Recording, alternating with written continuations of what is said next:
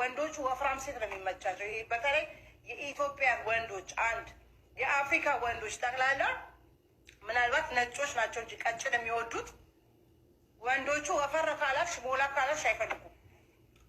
የቀጠነ ነገር አይወዱም። አበሻ ወላ ጥቁር እንነጋገር በዚህ ነገር ካላችሁ በትክክል እዚህ ሞላ ጨበጥ ምናምን የሚያደርጉትን ነገር መታ የሚያደርጉትን ነገር ነው የሚፈልጉት የኢትዮጵያ ወንዶች። እኔ አገባኝ ስለ ኢትዮጵያ ወንድ እኔ የኢትዮጵያ ወንድ ላገባም አልችልም።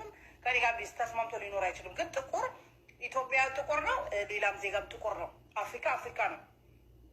ስለዚህ እነሱም እንደዛ ናቸው። ጠቆር በቃ ወፈር ያለ ደልደል ያለ ነገር ነው የሚፈልጉት፣ ጥቅጥቅ ያለ